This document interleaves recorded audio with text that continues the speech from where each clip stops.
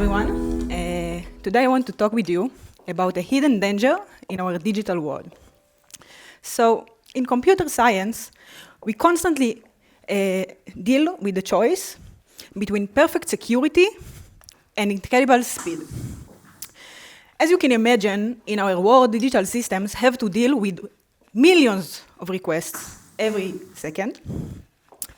And to keep things fast, we often settle for systems that are probably correct, meaning that they occasionally make mistakes.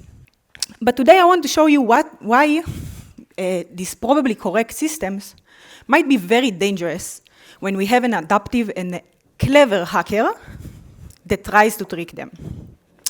So first, to understand better the trade-off between security and speed, I want to start with an example from our real life. So be with me and let's imagine that we are organizing a big party. And we have thousands of names in our guest list. And of course, we want to put some bouncer at the entrance to make sure that only invited people get in. So we have a dilemma.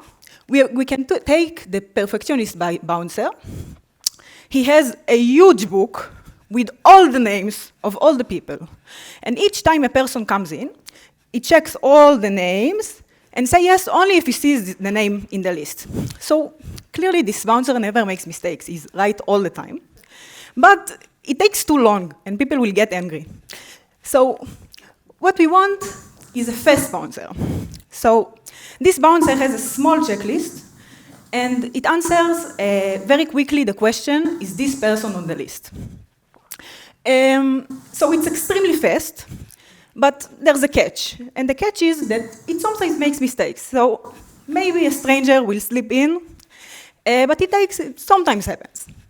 And this checklist is what we call in computer science a Bloom filter. What is a Bloom filter? This is a tiny memory-efficient data structure, and it answers membership questions. That means that it answers the question, is this person on the list? And it trades a little accuracy for massive speed and memory savings. And the Bloom filter has a golden rule. It never says no to a registered guest. That means that if you are on the list, you are definitely getting in. But sometimes it might say yes to a stranger. That means that sometimes someone that is not invited slips in.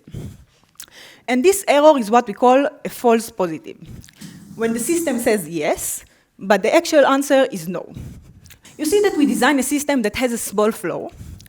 And in a perfect world, when no one tries to trick the system so hard, it's something that we can deal with.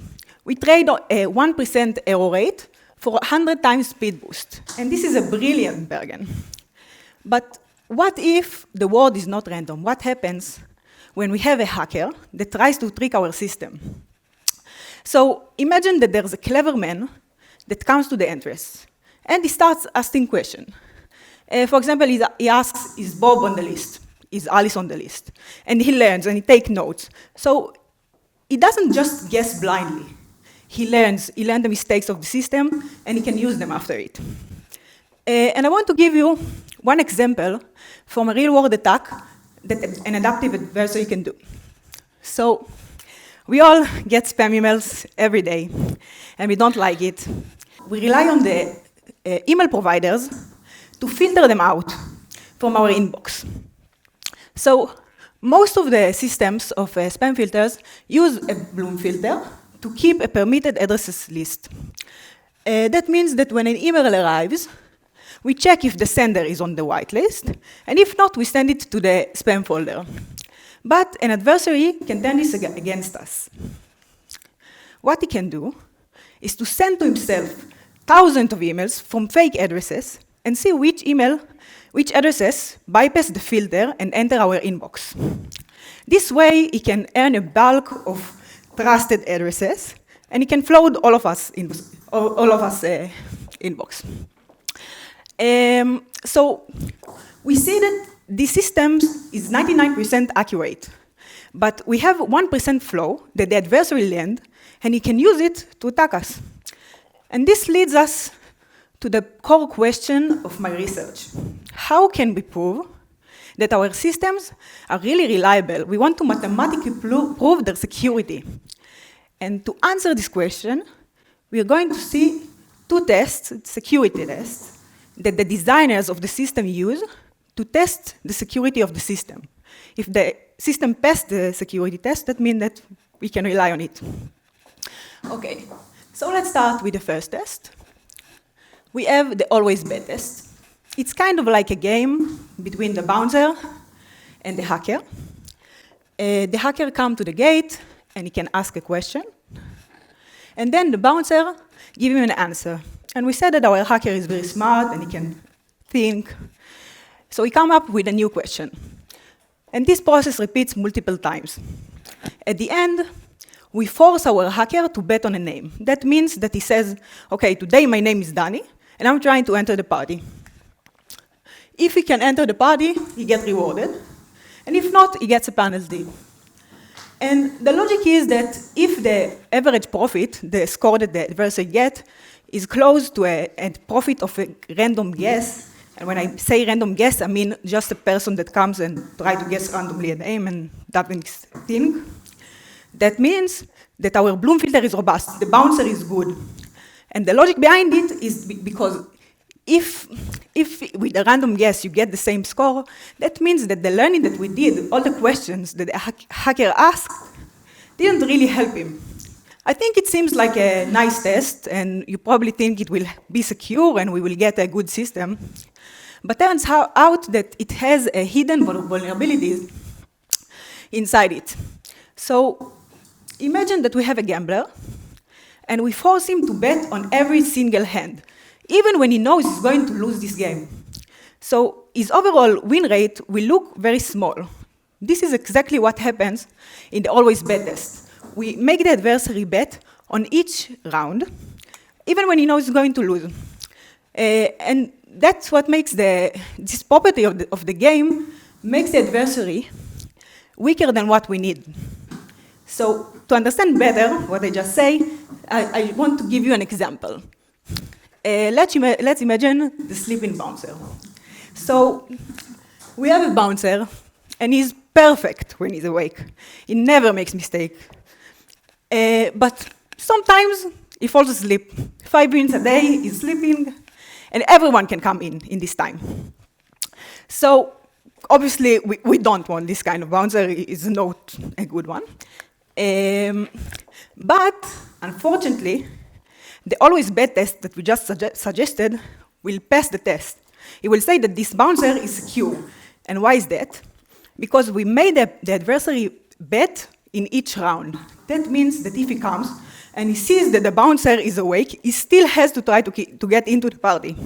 So his overall win rate will be low, and we will pass the test.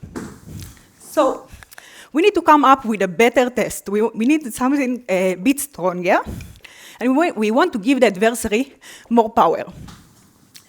This leads us to the bet or pass test. So this test is very close to the always bet test. It starts the same. We have the hacker and we have the bouncer, and the hacker sends a question, and the bouncer answers, and it repeats multiple times, and the change is coming only in the last phase. In the last phase, we give the adversary two options. The first option is exactly like the always bet test. He just bet on a name and try to enter the party. The other option is to pass. That means that if he sees that he's not going to to win in this round, he can just decide to pass and not try to enter the party. The profit is kind of the same. We have the win and lose situation, but when the adversary decides to bet, we give him 0 scores. And the logic, again, is the same. If the profit is close to a random guess, that means that the Bloom filter is robust and the adversary is not going to get in. But here, in this test, we can see that the sleeping bouncer won't be secure. And why is that? As you can see, if the adversary now come to the gate, and you see that the bouncer is awake, That means that he knows he's going to lose. What he can do is just pass this round. And he can stand and wait until the bouncer falls asleep. Only then, he tries to bet on a name, and we know that he's going to enter the party 100%. That means that the profit of this adversary will be high, and the test won't pass. We will say that this Bloom filter is not secure, the bouncer, the sleeping bouncer. So we saw two types of tests, the bet or pass and the always bet. And we saw that the bet or pass test is stronger than the always bet. It gives us better guarantees. And actually, throughout the years, researchers suggested more definitions of security. And in the research, we were able to show that the bet or pass test is the strongest security test that we currently know. So we learned some stuff from this presentation, I hope. The first thing is that if someone can learn your mistakes, even rare errors are really dangerous. So we proved that we no longer accept average safety definitions. We need to come with stronger definitions that prove the security of our system. And the definition we provided helps us understand better how to design reliable systems. So we can have systems that are fast, but we can still see that they are secure. Okay, so thank you. I'm really happy to be here.